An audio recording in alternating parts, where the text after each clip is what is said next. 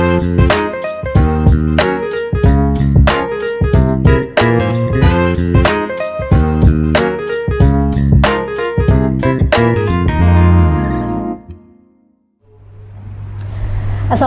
warahmatullahi wabarakatuh. Pemirsa Oku TV, senang sekali saya Sri Agustati hadir kembali dalam Bicara Sudut Pandang.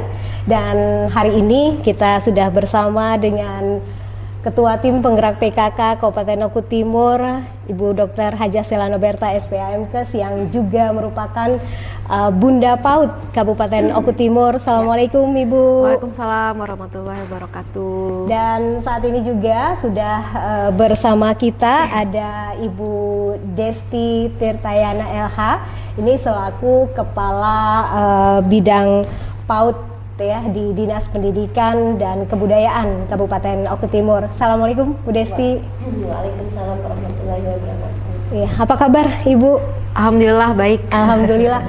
Ya, Ibu sengaja di program Bicara Sudut Pandang hari ini kita hadir. Terima kasih sudah menyempatkan diri untuk kita ajak berbincang-bincang mengenai program yang saat ini tengah dilaksanakan oleh Bunda PAUD Kabupaten Oku Timur dan juga Dinas Pendidikan Kabupaten Oku Timur, yaitu wajib belajar 13 tahun.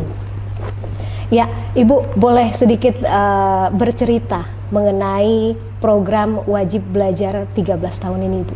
Ya, sekarang pemerintahan ya Indonesia melalui Kementerian Pendidikan sudah mencanangkan wajib belajar 13 tahun. Kalau dulu kan kita mengenal wajib belajar 12 tahun. Nah, sekarang ini wajib belajar 13 tahun. Satunya itu apa? Satunya itu adalah pendidikan prasekolah. Jadi pendidikan anak usia dini. Pendidikan anak usia dini ya, atau biasanya mungkin ibu-ibu di luar sana PAUD. lebih kenal PAUD Ya, gitu ya. PAUD. Ini akhirnya kenapa PAUD yang menjadi yang pertama untuk wajib belajar 13 tahun ini, Bu? Ya, karena melihat ya bahwa pada fase anak usia dini umur 0 sampai 6 tahun ya itu merupakan fase kritis pada anak-anak. Disitulah terjadi fase emas pertumbuhan dan perkembangan anak, di mana ini nanti akan menjadi pondasi bagi pendidikan anak untuk ke jenjang pendidikan selanjutnya. Fase ini fase yang sangat krusial ya, tidak bisa diulang. Jadi makanya kita harus memanfaatkan fase ini dengan sebaik-baiknya. Di fase ini adalah waktu yang sangat penting, waktu yang sangat singkat yang harus dipahami oleh ibu-ibu terutama, bahwa ini adalah fase di mana sangat penting kita untuk membentuk karakter anak ya, menanamkan nilai-nilai baik, menanamkan nilai-nilai kebiasaan baik, mempersiapkan mereka untuk masuk ke jenjang yang selanjutnya. Jadi ini fase yang sangat penting karena perkembangan otak sangat pesat. Di semua perkembangan anak, mulai dari perkembangan kognitif, personal, sosial, bahasa, motorik kasar, motorik halus itu berkembang dengan sangat cepat pada usia dini. Pada usia dini makanya ini sangat penting sekali pendidikan prasekolah ini. Pendidikan. Supaya ibarat kita membuat rumah ya, kita buat fondasi supaya mereka bisa jadi manusia yang seutuhnya ya, dan juga bisa menghasilkan generasi hebat di kemudian hari. Jadi pondasinya dulu yang harus dikuatkan dulu, betul. Oke, baik. Nah, Ibu, ini pendidikan anak usia dini, tantangan terberatnya nih, Bu?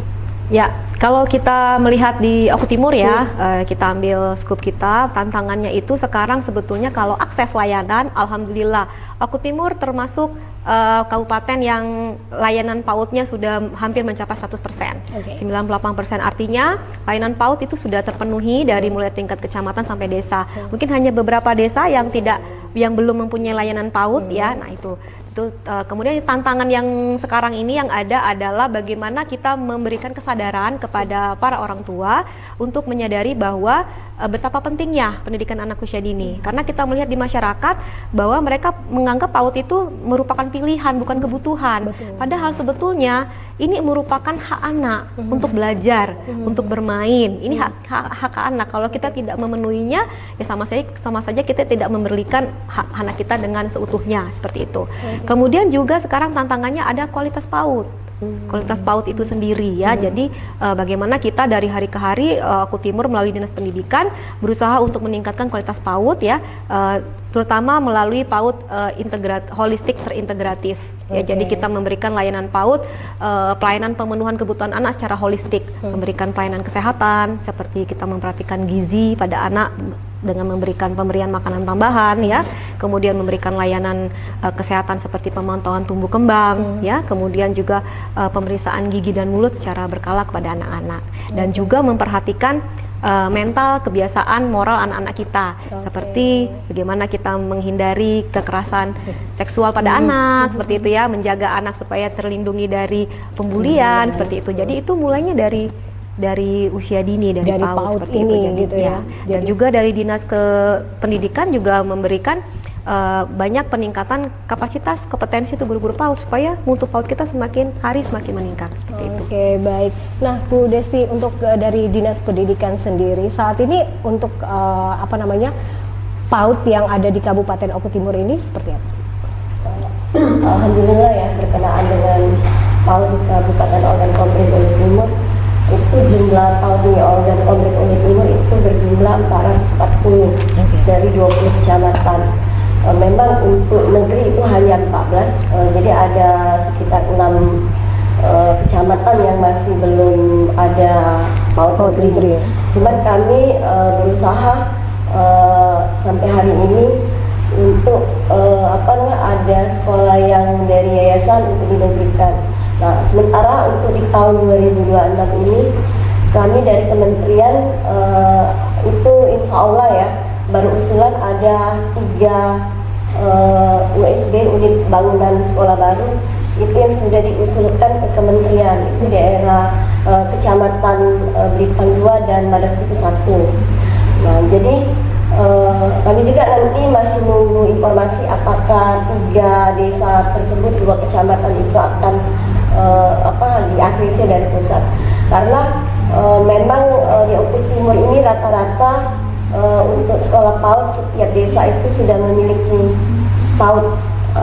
Jadi kami juga sudah melakukan pelatihan berkenaan dengan guru PAUD, termasuk juga untuk pendidikan. Rata-rata guru PAUD di Oku Timur itu sudah S1, dan juga untuk sarana prasarana kami setiap tahun itu memberikan bantuan, termasuk juga ada pemberian bantuan baju atau seragam untuk anak-anak yang kurang mampu, termasuk juga untuk bantuan sekolah juga ya, bantuan biaya sekolah. Apalagi di tahun 2026 ini untuk bantuan untuk anak Indonesia Pintar atau PIP itu sudah dimulai dari anak PAUD. Jadi sekarang berkenaan dengan PAUD memang sekarang terintegrasi ya, karena di Dinas Pendidikan itu ada data Dapodik.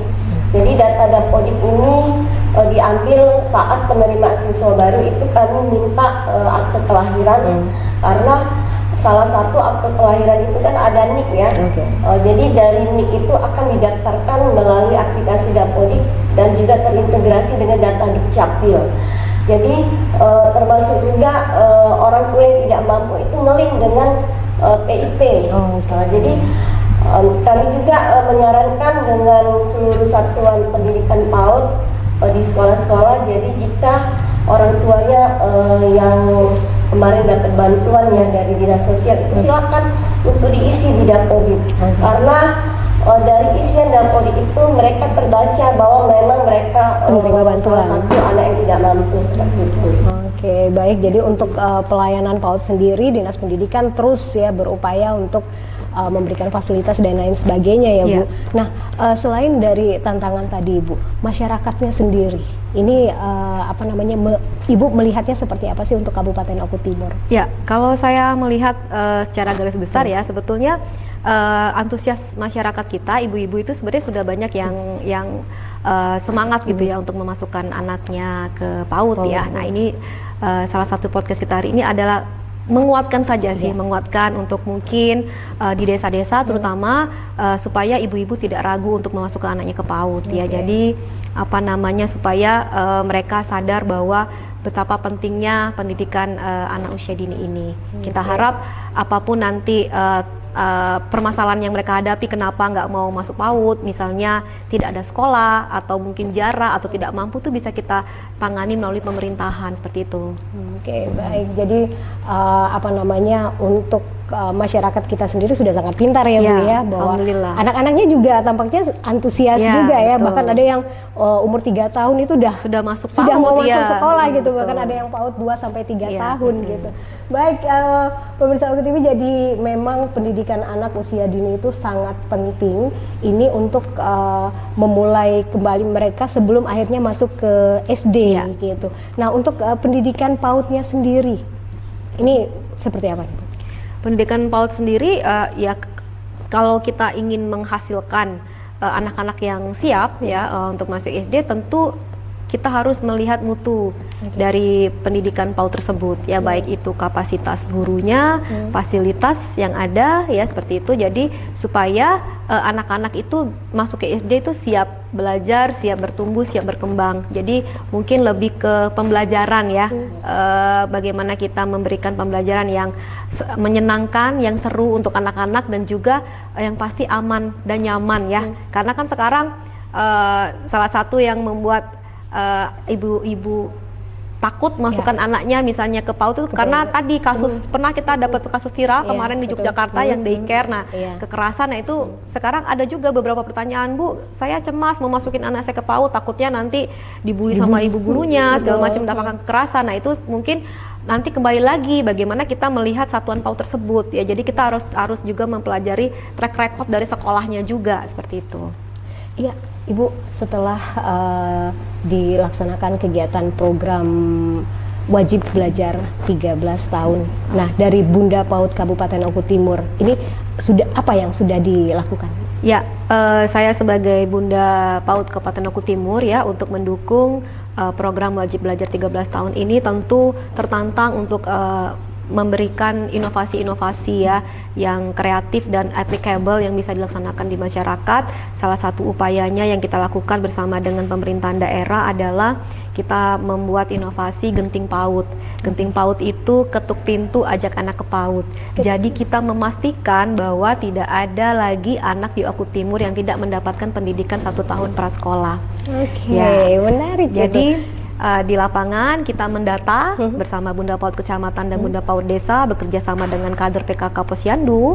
Kita mendata masyarakat yang berusia 5-6 tahun, kemudian bila dia belum terdata di PAUD ya, kita harus datangi, kita jemput bola, kita tanya mengapa mereka tidak mau sekolah, apakah mungkin pengetahuan orang tuanya yang kurang, atau mungkin jarak yang terlalu jauh, atau mungkin tidak ada satuan PAUD di tempatnya. Nah itu nanti kita akan carikan solusinya bersama dengan pemerintah daerah. Kemudian setelah itu kita daftarkan ke PAUD, jadi 3D, data, datangi, dan kita daftarkan ke PAUD. Jadi outputnya, harapannya nanti tidak ada lagi anak di Oku Timur yang nggak sekolah 1 tahun prasekolah, seperti itu. Dan kemudian kita juga melakukan inovasi ya, namanya Sersan SD. Sersan SD itu sekolah seru dan nyaman saat masuk SD. Jadi kita memastikan bahwa masa pengenalan sekolah itu program pemerintah juga ya, masa transisi PAUD ke SD yang menyenangkan itu betul-betul terlaksana secara serentak di Oku Timur dan betul-betul nyata gitu, bukan hanya slogan MPLS yang menyenangkan untuk anak, tapi tetap kita lakukan bagaimana ketika mereka masuk ke SD kita membuat sekolah itu menjadi sekolah yang seru dan nyaman untuk anak-anak ketika masuk SD, jadi tidak menakutkan ya seperti itu. Dan insya Allah nanti kita akan lakukan MPLS ini secara serentak. Kemudian ada juga kita melakukan sentra Sehati Bunda ya. Sehati Bunda itu sentra holistik dan terintegrasi dengan Bunda PAUD. Jadi pelayanan PAUD itu harus secara holistik, bukan hanya kita memberikan pendidikan saja kepada anak, tapi kita juga memperhatikan bagaimana pelayanan kesehatannya, bagaimana gizinya. Jadi kita memberikan contoh kegiatannya adalah pemberian makanan tambahan, kita periksa tumbuh kembang mereka setiap 6 bulan. Jadi ketika ditemukan adanya kelainan perkembangan seperti kelainan perkembangan bicara, kelainan bahasa, atau kelainan perilaku, itu mudah dikenali dan dideteksi secara dini dari awal seperti itu.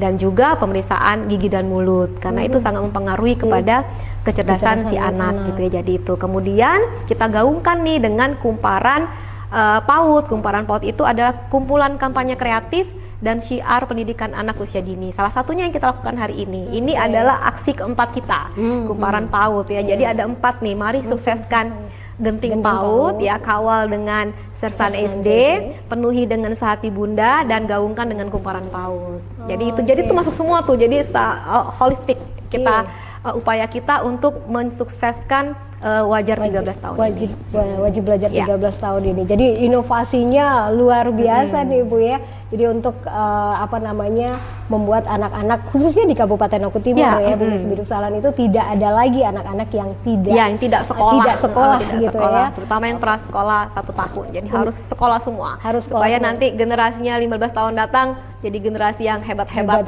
gitu ya. Karena pondasinya udah bagus gitu kan. Jangan lagi masyarakatnya punya pemikiran sudahlah langsung masuk SD saja gitu ya. Tetap ada pembelajaran 1 tahun di PAUD. Nah, itu sangat penting. Itu sangat penting.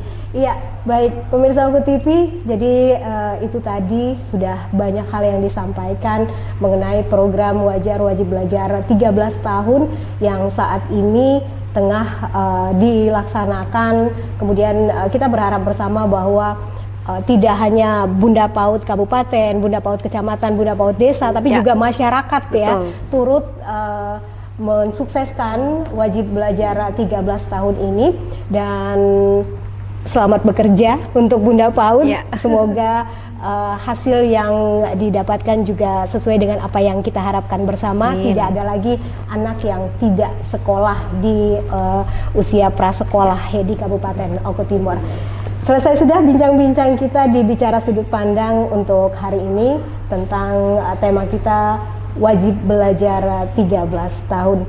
Terima kasih Ibu untuk waktunya, dan mungkin di lain waktu kita akan ketemu lagi, kita akan berbincang-bincang lagi mengenai PAUD ini sendiri. Dan Ibu Desti, mudah-mudahan Dinas Pendidikan terus berupaya ya Bu ya untuk bisa mensukseskan program wajib belajar 13 tahun. Baik pemirsa Oku TV, inilah akhir dari bincang-bincang kita di Bicara Sudut Pandang pada hari ini. Saya Sri Agustati beserta narasumber Bunda PAUD Kabupaten Oku Timur, dan saya dari Dinas Pendidikan Kadif PAUD dan PNF mengucapkan terima kasih dan wassalamualaikum warahmatullahi wabarakatuh.